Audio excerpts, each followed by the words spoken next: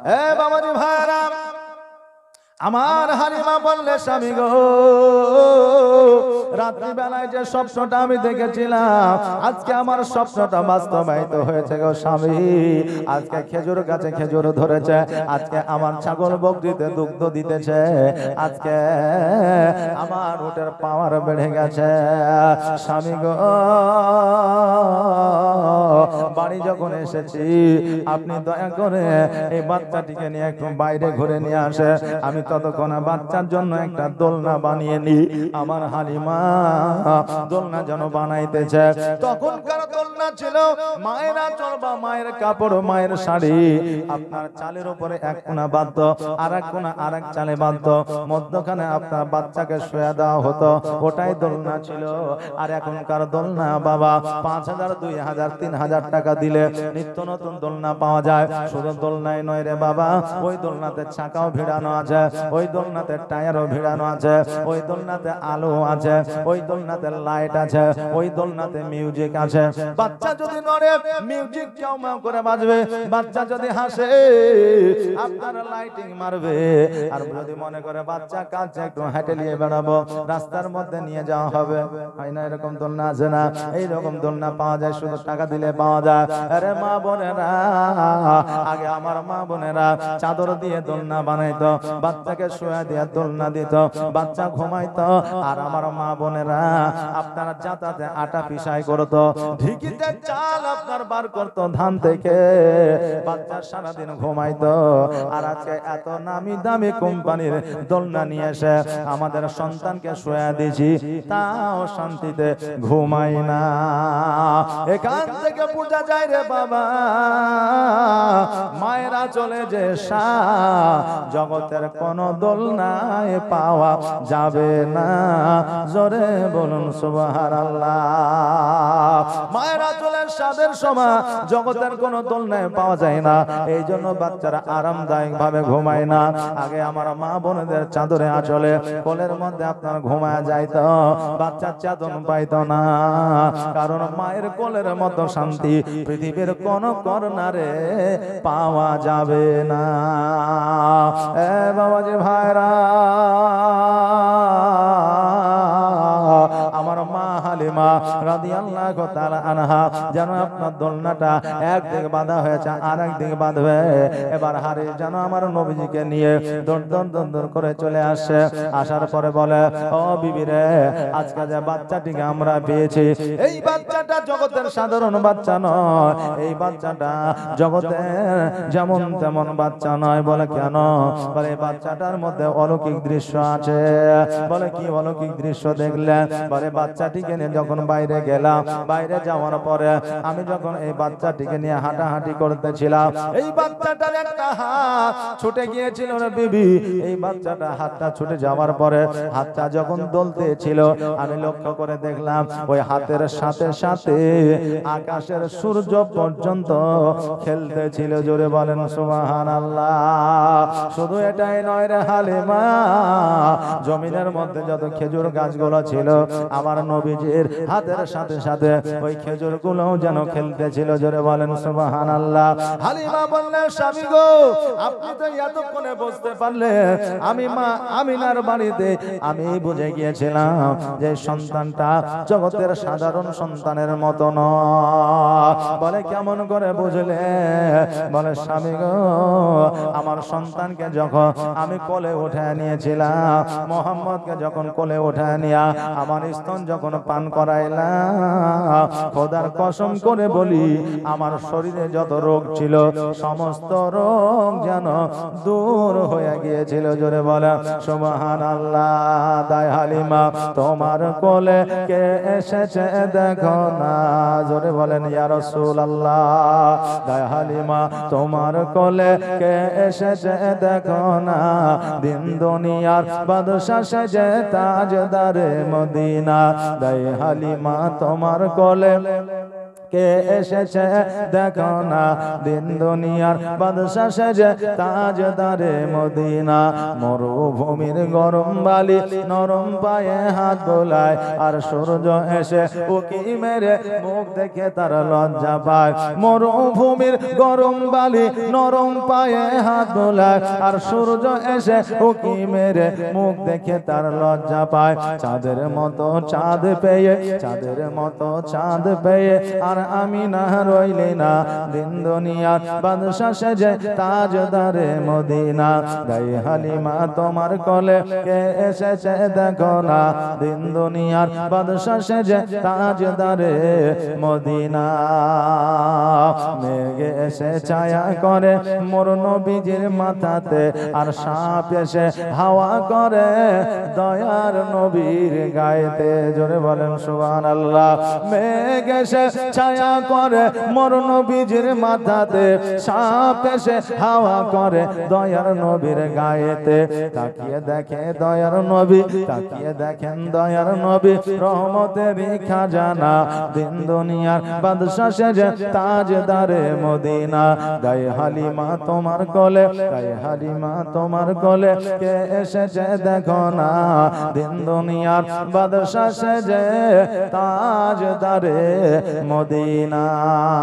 ও বাবা যে ভাইরা, আমার হালিমা তো সাদিয়া রাদিয়াল্লাহু তাআলা আনহা বলে, স্বামী গো, আজকে সন্তানটা জগতের সাধারণ সন্তানের মতো নয়।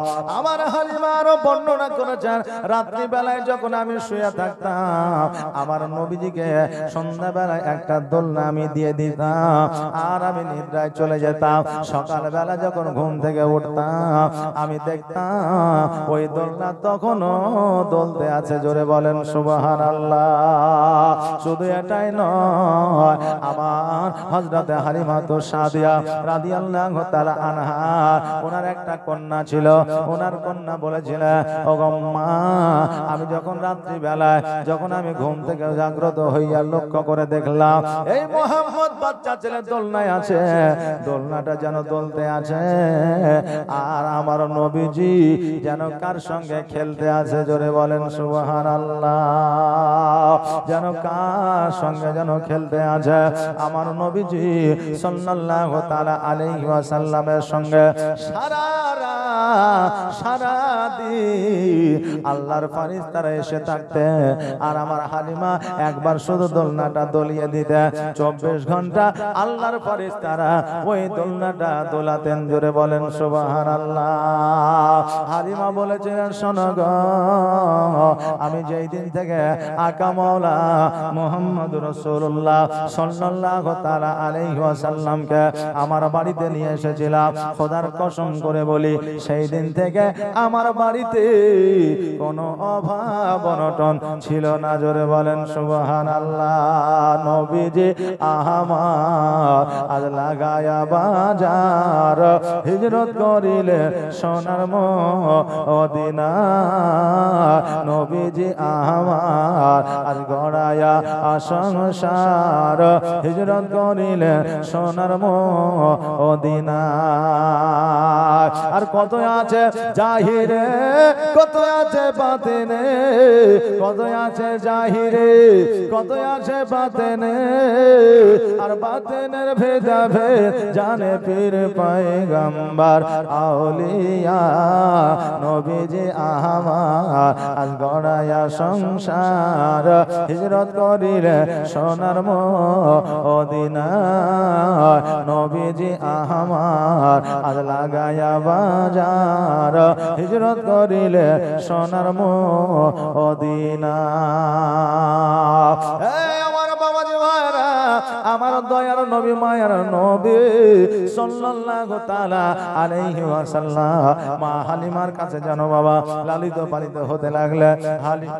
হালিমা যত ছাগল ছিল মাঠে গেলে পরে জঙ্গলে গেলে পরে কোনোদিন খালি পেটে আসতো না। হালিমার ছাগলগুলো যেন আপনার হৃষ্টপুষ্ট হয়ে গিয়েছিল। হালিমার বাড়িতে যেন খাবারের অভাব অনটন ছিল না। হালিমার বাড়িতে খেজুর গাছে খেজুর ধরতো। এমন একটা বৎসর, এমন একটা সাল ছিল যেই সালটা খেজুর ধরতো না, যাইতো না। আমার হালিমা আমার নবীজিকে পেয়ে খুশি, আর আমার নবীজি হালিমাকে দাইমা হিসাবে পেয়ে খুশি।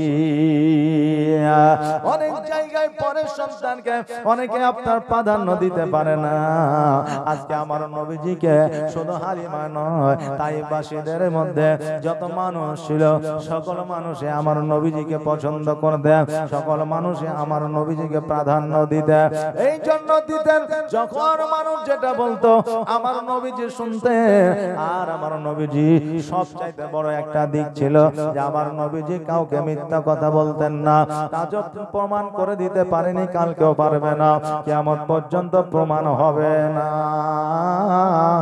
ও বাবাজি ভাইরা, আমার নবী মুস্তাফা সাল্লাল্লাহু তাআলা আলাইহি ওয়াসাল্লামকে এই জন্য তাইবাসীরা আল আমিন নামে আখ্যায়িত করেছিল। কি নামে বললাম?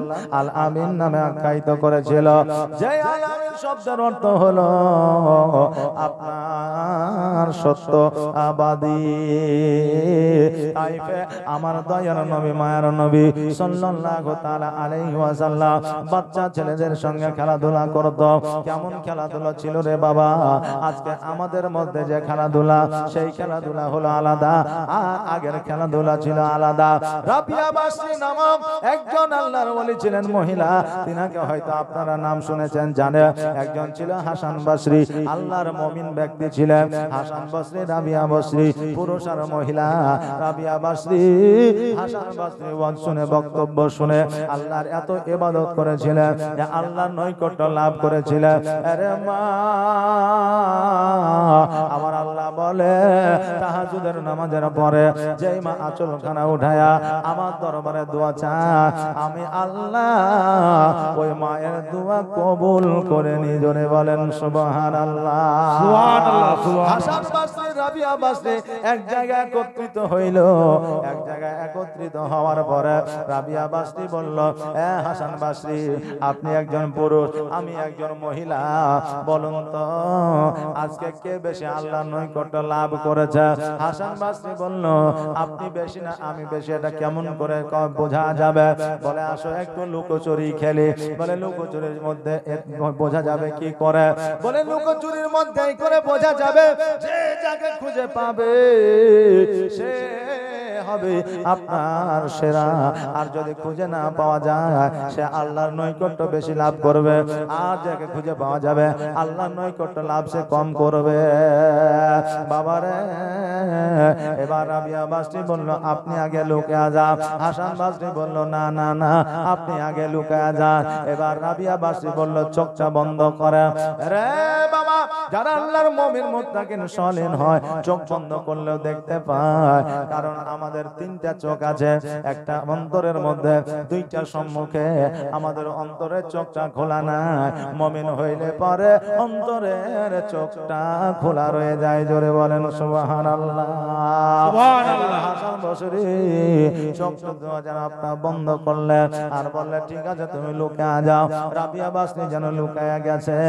আমাদের মধ্যে লুকোচুরি খেলা হলে আমরা কারো কানটাতে গিয়ে লুকাতাম, আমরা কারো ছাদের উপরে গিয়ে লুকাতাম, হয়তো কারো ঘরে গিয়ে লুকাতাম, হয়তো কারো পাটকাঠির হাঙায় গিয়ে লুকাতাম, নয়তো জঙ্গলে গিয়ে লুকাইতাম। কিন্তু রাবিয়া বাসরি, হাসান বাসরি কোথায় লুকাইতেছে দেখেন। হাসান বাসরি যেন লুকায় গেলেন। রাবিয়া বাসরিকে বললেন, খোঁজো, আমি লুকিয়ে গেছি, তুমি যদি পাওয়া যাও তুমি বেশি নৈকট্য লাভ করবে। রাবিয়া বাসরি প্রথম আপনার জমিনে খুঁজলেন, কত জায়গায় পাওয়া গেল না। প্রথম জমিন, দ্বিতীয় জমিন, তৃতীয় জমিন খুঁজলেন, কোন জায়গায় হাসান বাসরিকে পাওয়া গেল না। এবার প্রথম আসমান খুঁজলেন, দ্বিতীয় আসমান খুঁজলেন, তৃতীয় আসমান খুঁজলেন, চতুর্থ আসমান খুঁজলেন, পঞ্চম আসমান খুঁজলেন, ষষ্ঠম আসমান খুঁজলেন। এবার সপ্তম আসমানে গিয়ে দেখে আরশে আজিমের পায়া ধরে ঝুলে আছে। জোরে বলেন সুবহানাল্লাহ, সুবহানাল্লাহ। একজন আল্লাহর ওলির পাওয়ার যদি এত হয়, আমার নবীর পাওয়ার কত ছিল। এবার বাবাজি ভাইরা হাসান বসরিকে নিয়ে নিচে নিয়ে আসা হলো। হাসান বসরি বলল, এ রাবিয়া বাসরি, এবার আমাকে তো খুঁজে পেয়ে গেলা, এবার তুমি লুকা যাও। এবার হাসান বসরি চোখটা বন্ধ করেছে, রাবিয়া বাসরি যেন লুকায় গেছে। এবার হাসান বসরি জমিন খুঁজলেন, আসমান খুঁজলেন, কোন জায়গায় পাওয়া গেল না। এত খোঁজা খুঁজলেন তন্ন তন্ন করে, কোন জায়গায় রাবিয়া বাসরিকে পাওয়া গেল না। এবার রাবিয়া বাসরিকে ডাক দিয়ে বলে, রাবিয়া বাসরি, আমি হার মেনে নিলাম, আমার চাইতে তুমি বেশি নৈকট্য আল্লাহর লাভ করেছ, এবার তুমি বার হয়ে আসো, আজকে তোমাকে আমি খুঁজে পাইলাম না। রাবিয়া বাসরি যেন সম্মুখে চলে আসলে। এবার সম্মুখে চলে আসার পরে বলল, আমি বেশি নৈকট্য লাভ করেছি। এ বাবা, আল্লাহর ইবাদত উপাসনায় আপনার প্রতিযোগিতা করা যায় আছে, কম্পিটিশন করা যায় আছে, তবে বাবা হিংসা করা যায় না, হিংসা করা যাবে না। হিংসাতে ক্ষতি হয়, লাভ হয় না। বাবাজি ভাইরা, এবার রাবিয়া বাসরিকে বলল, ও রাবিয়া বাসরি, আমি সপ্তম জমিন দেখলাম, সপ্তম আসমান দেখলাম, সব জায়গা তন্ন তন্ন করে খুঁজলাম, জান্নাতে খুঁজলাম, সব জায়গায় খোঁজার পরে তোমাকে কোথাও খুঁজে পাওয়া গেল না। বলো বলো, তুমি কোথায় লুকিয়েছিলে, তোমাকে কেন খুঁজে পাওয়া গেল না? রাবিয়া বাসরি বলে, শোনো, মানুষ কয়টা জিনিস দিয়ে তৈরি? বলল, তিনটা জিনিস দিয়ে তৈরি। কি কি দিয়ে? বলে, প্রথমত মাটি, দ্বিতীয়ত পানি, তৃতীয়ত হলো হাওয়া। মানুষ তিনটা জিনিস দিয়ে তৈরি, মাটি, পানি আর হাওয়া। রাবিয়া বাসরি বলো, শোনো রে, আমার শরীরের মাটির অংশ মাটির সঙ্গে মিশিয়ে দিয়েছিলাম, পানির অংশ পানির সঙ্গে মিশিয়ে দিয়েছিলাম, হাওয়ার অংশ হাওয়ার সঙ্গে মিশিয়ে দিয়েছিলাম, এই জন্য তুমি আমাকে খুঁজে পাওনি। জোরে বলেন সুবহানাল্লাহ। হাসান বাসরি বলল, এ রাবিয়া বাসরি, শোনো রে, আজকে তুমি আমার চাইতে নিঃসন্দেহে আল্লাহ নৈকট্য লাভ করেছ, এটা আমি বুঝে গিয়েছি, জেনে গিয়েছি। বোঝানোর উদ্দেশ্য হলো একটা, যে আজকে আমাদের খেলাধুলা আলাদা, আর আগের আমলে আমার আল্লাহর পয়গম্বর, আমার প্রিয় হাবিব সাল্লাল্লাহু তাআলা আলাইহি ওয়াসাল্লামের খেলা ছিল আলাদা। এ বাবাজি ভাইরা, আমার নবী পাক সাল্লাল্লাহু তাআলা আলাইহি ওয়াসাল্লাম যখন বাবা 4 বছর বয়স, তখন কিন্তু আমার মা হালিমাকে বলতেছে, মা গো, আজকে আমার ভাই, দুধ ভাই, যার নাম হলো জুমরা, ওই জুমরা প্রতিদিন ছাগল বকরি চড়াতে যায় একা, কিন্তু মা আমি কেন যাইতে পারি না? মা গো, আমাকে কেন ছাগল বকরি চড়াইতে পাঠাও না? আমার দুধ ভাই যায় ছাগল বকরি চড়াইতে, আমাকে কেন পাঠাও না? আমার কেন যাওয়া হয় না? আমাকে একবার পাঠাও, আমার ভাইয়ের সঙ্গে আমিও যেতে চাই। হালিমা বলল, মুহাম্মদ, তোমাকে ছাগল বকরি চড়াইতে পাঠাতে পারবো না, এই জন্য পারবো না, তোমাকে যদি বাঘে, ভাল্লুকে, শিয়ালে, আজ জীবজন্তুতে যদি আক্রমণ করে দেয়, তোমার যদি কোনো ক্ষতি হয়ে যায়, আমি আব্দুল মুত্তালিবকে জবাব দিতে পারবো না। নবী আমার বলে, মা, আজকে জগতে কোনো পাখি নাই, আপনার পশু নাই, জগতের মধ্যে কোনো জীবজন্তু না যারা আমাকে আক্রমণ করবে। মা, তুমি শুধু একবার আমাকে পাঠিয়ে দাও, আমার ভাইয়ের সঙ্গে ছাগল চড়াইতে। হালিমা বলল, না না, তোমার সঙ্গে, তোমাকে জুমরার সঙ্গে পাঠানো যাবে না। নবীজি আমার এত বলার পরে হালিমা যেন রাজি হইল না। রাত্রি বেলায় জুমরার সঙ্গে আমার নবীজি শুয়ে আছে। জুমরাকে বলতেছে, রে জুমরা, তুমি যে ছাগল বকরি চড়াতে যাও, তুমি যে মাঠে জঙ্গলে যাও, তোমাকে একাই কি ছাগল বকরি চড়াইতে ভালো লাগে? জুমরা তখন তুই চোখের পানি ছেড়ে দিয়ে বলতেছে, ভাই, একাই অত বড় জঙ্গলে ছাগল চড়াইতে কি আর ভালো লাগে? ভাই রে, আমি কতদিন মাকে বলেছি, মা গো আমার ভাই মোহাম্মদকে আমার সঙ্গে পাঠায়া দাও, দুই ভাই একসঙ্গে ছাগল চড়াইব, কিন্তু আমার মা তোমাকে পাঠায় না। নবী আমার বলে, যমরা আমার মা তোমার সঙ্গে পাঠাবে, কিন্তু আমি যেটা বলবো তোমাকে শুনতে হবে। বলে, কি বলো? যেটা বলবে সেটাই আমি শুনবো, শুধু তোমাকে একবার নিয়ে যেতে চাই। এবার বলল, যমরা সকালবেলায় তুমি ছাগল চড়াইতে যাবে না, তোমার মা যখন বলবে ছাগল চড়াইতে কেন যাবি না, এতক্ষণ পর্যন্ত যাসনি কেন? তুমি বলবে, মা গো আমিও বাড়িতে থাকি, আমার ভাইও থাকে, আমার ভাইকে কেন পাঠাও না? আমি যাব না, আমার ভাইকে যদি পাঠাও তবে আমি যাব। এক বাড়িতে যদি 3-4টা ভাই থাকে, আর প্রতিদিন যদি একটা ছেলেকে যদি মাঠে পাঠানো হয়, তো ওই ভাই বলবে কি না যে শুধু আমি কি মাঠে যাব, ওরা যাবে না, একদিন ওরাকে পাঠা, বলবে কি বলবে না? তো জুমরা বলছে, মা আমি তো প্রতিদিনই যাচ্ছি, তা আমার সঙ্গে দুধ ভাই মোহাম্মদকে পাঠাও, তবে আমি যাব ছাগল চড়াইতে, নইলে যাব না। এই কথাটা আমার মা হালিমাকে বলবি, দেখবি অবশ্যই তোকে অনুমতি দিয়ে দেবে। সকাল হয়েছে, জুমরা চুপ করে যেন বসে আছে, ছাগলগুলো যেন বাঁধা আছে। হালিমা ডাক দিয়ে বলে, জুমরা বেলা হয়ে গেছে, তবু ছাগলগুলো নিয়ে যাও না কেন? জুমরা বলতেছে, মা গো আজকে ছাগল এই জন্য নিয়ে যায় না, আমার ভাই মোহাম্মদকে যতক্ষণ পর্যন্ত সাথে না দিবা, যতক্ষণ পর্যন্ত ছাগল চরণ করতে না পাঠাইবা, আমার সঙ্গে না নিয়ে যাব, অতক্ষণ পর্যন্ত ছাগল চড়াইতে যাব না। হালিমা বুঝতে পারলেন, জানতে পারলেন যে সকালবেলা আমার সঙ্গে মোহাম্মদ আলোচনা করেছিল, রাত্রিবেলায় এরা যুক্তি করে নিয়েছে, অতএব এদেরকে আর বাধা দেওয়া যাবে না, যদি বাধা দিই আমার ছাগলগুলো চড়াতে যাবে না। বাবাজি ভাইরা, এবার বলল, জুমরা রে আজকে নবীকে নিয়ে যাবে ছাগল বকরি চড়ানোর জন্য। এবার ছাগল বকরি চড়াইতে গিয়া যদি বাঘে আক্রমণ করে কেমন করে বাঁচাইবি? বলে, আমরা গাছের উপরে উঠে যাব। বলে, খিদা লাগলে কি খাওয়াবি? বলে, খিদা লাগলে ছাগল বকরি দুগ্ধ খাবো। হালিমা বলল, জুমরা শোন রে, তুই নিয়ে যাবি যা, কিন্তু দেখবি কোন রকমের যেন অসুবিধা না হয়, কোন রকমের যেন আপদ বিপদ না হয়। জুমরা বলল, ঠিক আছে মা, আমার নবীজিকে লইয়া যেন বাবা ওই জুমরা ছাগল চড়াইতে চলে গেল। যেমন বন জঙ্গলের মধ্যে গেছে, সকল জীব জন্তুরা আমার নবীকে জুমরাকে যেন গোল করে ঘেরাও করে নিয়েছে। জুমরা মনে মনে ভাবছে, আজকে আর রেহাই নাই, আজকে আমাদেরকে খতম করে দিবে, আজকে আমাদের আর ছাড় না। চোখটাকে যেন বন্ধ করে নিয়েছে ভয়ে। কিছুক্ষণ পরে দেখছে যেন বাঘ ভাল্লুক আর ছাগলের আর যেন কোনো পশু পাখির আওয়াজ নাই।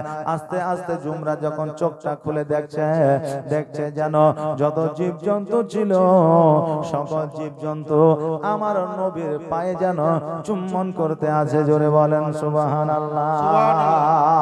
সবাই যেন আমার নবীজির পায়ে যেন চুম্বন করতে আছে। জুমরা দেখে যেন বাবা অবাক হয়ে গেল।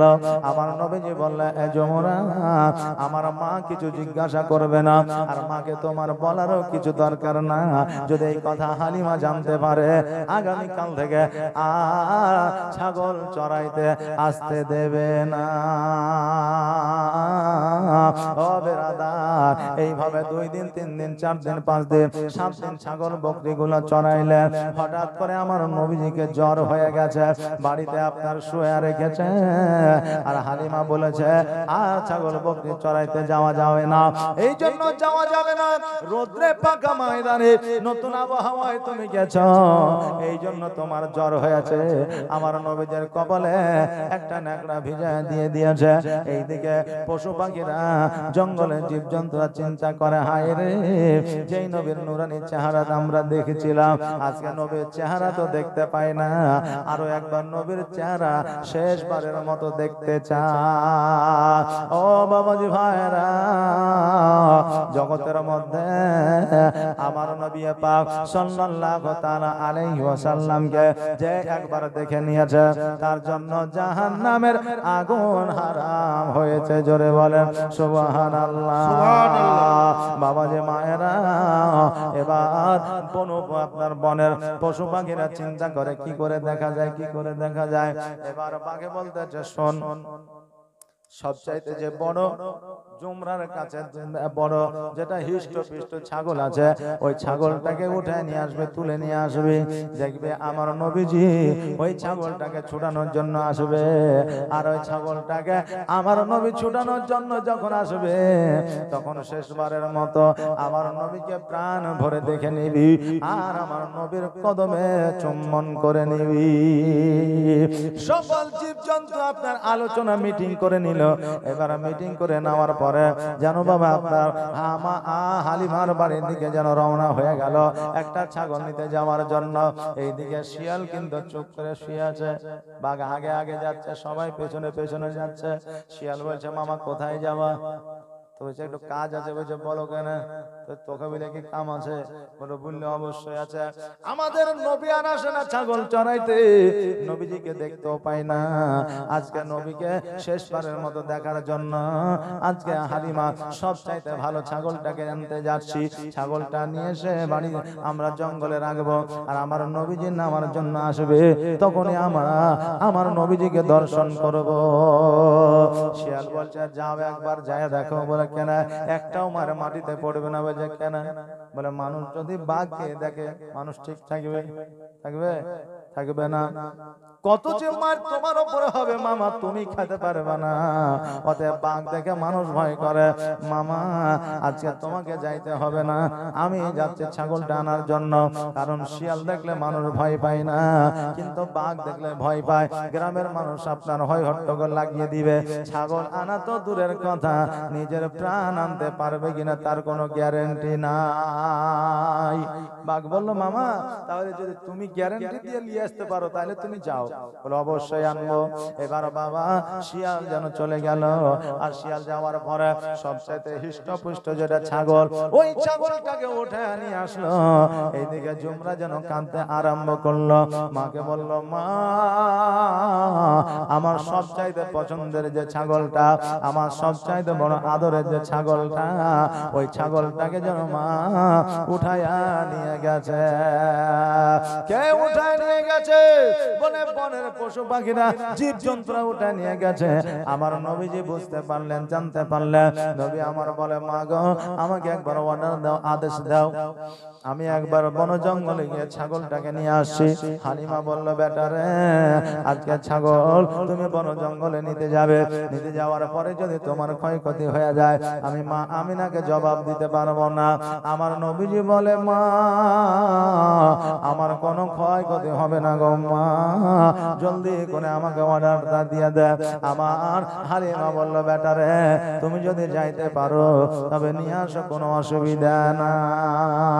আমার নবীজি গুটি গুটি পায়ে বন জঙ্গলের মধ্যে প্রবেশ করলেন। যেমনই প্রবেশ করা দেখছে যেন ওই ছাগলটাকে মিডিলে রেখেছে, আর সকল জীবজন্তুরা গোল করে ঘেরে আমার নবীজির ছাগলকে যেন পাহারা দিতেছে। নবীজি যখন গিয়ে হাজির হয়েছে সকল জীবজন্তুরা বলছে ইয়া রাসূলুল্লাহ, ইয়া হাবিবাল্লাহ, নবী গো এই ছাগলটাকে আমরা মারার জন্য নিয়ে আসিনি, এই ছাগলটাকে আমরা এই ছাগলটাকে খাওয়ার জন্য নিয়ে আসিনি। নবী গো এই ছাগলটা নিয়ে আসার উদ্দেশ্য হলো আপনাকে একবার দেখা। জোরে বলেন সুবহানাল্লাহ। সবাই ছাগলটাকে ঘুরায় দিল আর আমার নবীজিকে আর আমার নবীজির পায়ে যেন আপনার চুম্বন করলো। আরে আমার বাবা যে ভাইরা, যে ছাগলে যে জীবজন্তুতে আমার নবীকে চিনল, এখন কিছু মানুষ আছে জগতের মধ্যে যারা এখনো নবীকে চিনল না। আমার নবীজি ওই ছাগলটাকে বাড়িতে নিয়ে আসলে তারপরে ওই ছাগলটাকে নিয়ে আপনার সমস্ত ছাগল নিয়ে যেন আপনার আবার চরণ করতে আসলেন। এবার আমার নবীজির ছাগলের সাথে সাথে তাইফবাসীরা ছাগল চড়াইতে আরম্ভ করলেন। কারণ হইল নবীর ছাগলের পেট কখনো খালি থাকে না, পূরণ হয়ে যায়। তাইফবাসীরা বলে, হায় নবীজির ছাগলের পেট পূরণ হয় কোথায় নিয়ে যায়, কোথায় চড়ায়, তোমরা তার পেছে পেছে যাবে, দেখবে সেই ঘাসগুলো খাওয়াবে। কিন্তু আমার নবীজির মজেজা দেখে, যে ছাগলে আপনার ঘাস খাইতো একবার খেয়ে নিল, 15 সেকেন্ডের মধ্যে ওই জায়গায় ঘাস বের হয়ে যেত, যতক্ষণ পর্যন্ত ছাগলের পেট পূরণ না হইতো। আমার নবীজির ছাগল যেই জায়গায় মুখ দিত ওই জায়গাতে আপনার ঘাস বেরিয়ে যেত। এটা হলো আমার নবীর মজেজা। ও আমার বাবাজি ভাইরা, এইভাবে আপনার ছাগল বকরি চড়াইছে। হঠাৎ করে দুইজন মানুষ মুখ ভরা দাঁড়িয়ে, মাথায় পাগড়ি, গায়ে জুব্বা, আমার নবীজির কাছে এসেছে। আমার নবীজির কাছে আসার পরে আমার নবীজির দুইজনে দুই হাতকে ধরে পাহাড়ের দিকে নিয়ে গেল। জুমরা দেখে বলে, তোমরা কে গো? আমার ভাইকে কেন নিয়ে যাও? আমার ভাইকে কেন নিয়ে যাও? ওরা যেন শুনতে পায় না। জুমরা যেন পেছনে পেছনে যায়। পাহাড়ের উপরে নিয়ে গিয়ে আমার নবীকে শুয়ে দিলে, আর শুয়ে দেওয়ার পরে গলা থেকে নাভি পর্যন্ত যেন কেটে দিলে, আর ভিতর থেকে কলিজা পেশকা নাড়ি ভুঁড়ি সব যেন বাহির করে দিলে। এবার বাবাজি ভাইরা, জুমরা যেন জলদি করে এবার মায়ের কাছে দৌড়তে আরম্ভ করলে। মাকে গিয়ে বলে, মা আমার দুধ ভাই হয়তো আর বেঁচে নাই, মোহাম্মদ হয়তো আর বেঁচে না। হালিমা বলল, কেন রে বেটা? বলে, দুইজন মানুষ পাহাড়ের উপরে নিয়ে গিয়ে আমার নবীজির পুরো আপনার বুকটাকে চিরে দিয়েছে, সমস্ত জিনিস বুকের ভিতর থেকে বাহির করে নিয়েছে। মা এতক্ষণ পর্যন্ত হয়তো আমার দুধ ভাই বেঁচে নাই, জলদি করে চলো, জলদি করে চলো গো মা। এবার বাবা হালিমা দৌড়াতে দৌড়াতে পাহাড়ের কাছে এসেছে। আসার পরে লক্ষ্য করে দেখছে যেন আমার নবীজি একটা পাথরের উপরে চুপ করে যেন বসে আছে। হালিমা আমার নবীজিকে বলতেছে, নবী গো, আজকে তোমার নাকি গলা থেকে নাভি পর্যন্ত কেটে দিয়েছিল? বলে, হ্যাঁ। বলে, তোমার জামাটা খোলো। এবার যখন জামাটা খুলছেন দেখছেন যেন ওই জায়গা, যেই জায়গা কেটেছিল ওই জায়গায় কাটা তো দূরের কথা, ব্যথা তো দূরের কথা, ওই জায়গায় একটু দাগ পর্যন্ত ছিল না। জোরে বলেন সুবহানাল্লাহ। আরে বাবা, যারা বলে নবী আমাদের মতো, আজকে তাদের একটু যদি কেটে যায়, আপনার জগতের মধ্যে বড় বড় বিজ্ঞানের কাছে চলে যান, ওই কাটা জায়গা ভালো করে দিতে পারবে সেকেন্ডের মধ্যে। যদিও ভালো করতে পারে, দাগ মিটাইতে পারবে না, পারবে? দাগ মিশাইতে পারবে না সেকেন্ডের মধ্যে। আমার নবীজিকে বললে, মোহাম্মদ তোমার নাকি সবকিছু কাটা হয়েছিল, দাগ তো দেখা যায় না। আমার নবীজি বলে, মা গো, তারা জগতের কোন মানুষ ছিল না, তারা ছিল আল্লাহর ফারিস্তা। তারা আমার গলা থেকে নাভি পর্যন্ত কেটে আমার ভিতর থেকে কলটাকে বের করে জান্নাতি আপনার কাউসারের পানি দিয়া আমার সমস্ত কিছু পরিষ্কার করে দিয়ে গেছে। জোরে বলেন সুবহানাল্লাহ। ওগো মা, তুমি চিন্তা করিও না মা। এই জন্য বাবাজি ভাইরা, এই জন্য অনেক বিজ্ঞান বলেছে আমার নবী এমন বিজ্ঞান ছিলেন, আগেও ছিল না, এখনো নাই, পরবর্তীতে কেউ আসবে না। নবী আমার এমনই মাস্টার ছিলেন, নবীর চাইতে বড় মাস্টার এখনো আসেনি, কিয়ামত পর্যন্ত আসবে না। নবী আমার এমনই ডাক্তার ছিলেন, নবী এই জন্য এখনো আসেনি, কিয়ামত পর্যন্ত আসবে না। এই জন্য বলছেন বিজ্ঞানীরও বিজ্ঞানী আমার নবীজি। জোরে বলেন সুবহানাল্লাহ। নবীর চাইতে বড় বিজ্ঞান জগতের মধ্যে আর কেউ এসেছে? আসে নাই, আসবে, আসবে না, কিয়ামত পর্যন্ত হবে না।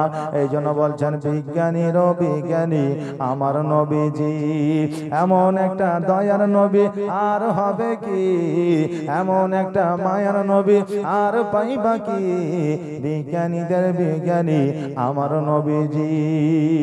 বিজ্ঞানীরা রথের যুগে আকাশেতে যায়, আর আমার নবী রকেট ছাড়া মেরা যেতে যায়। জোরে বলেন সুবহানাল্লাহ।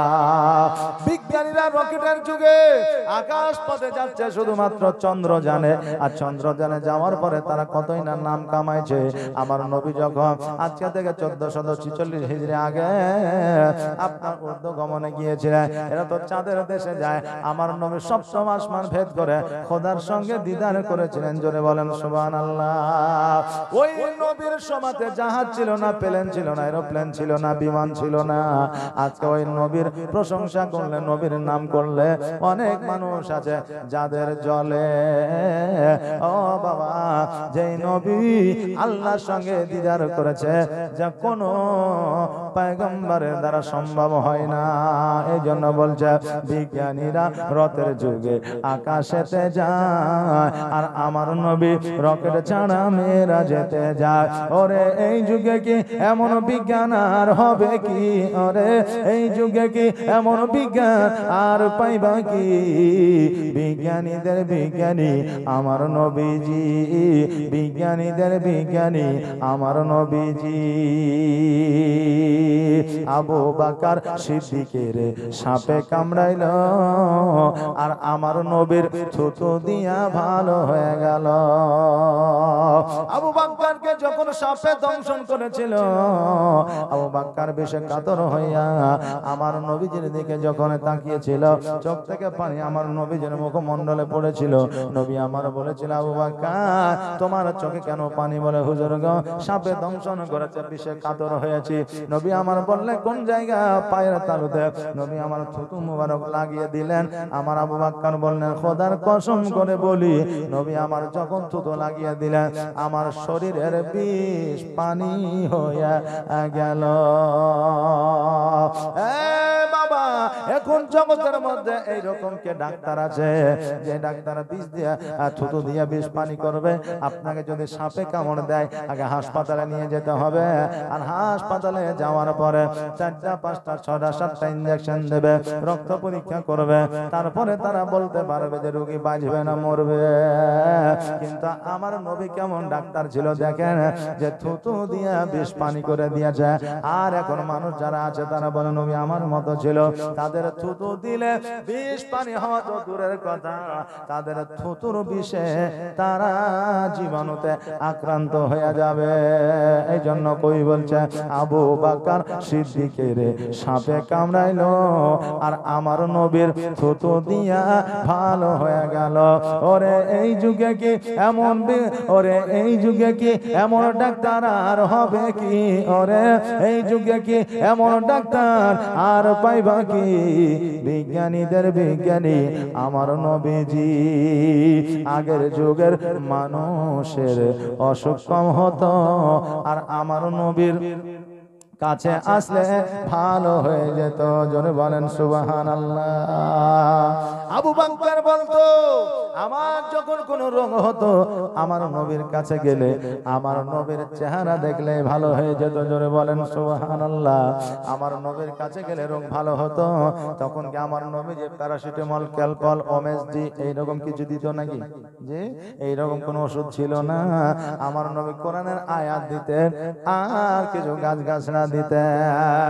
নাহলে হাদিসরা বলেছিল তাবিজ ব্যবহার করা যাবে না, কিন্তু তাদের বড় যে মাওলানা এখন রাহুল ব্রাদার, সে কিছুদিন আগে বলেছে যে তাবিজ অর্থাৎ আল্লাহর কোরআনের আয়াত ব্যবহার করা যায়। কিছুদিন আগে বলেছে, কারণ বাবারে সত্য কোনোদিন ঢাকা যায় না, সত্যের প্রকাশ একদিন না একদিন হবে।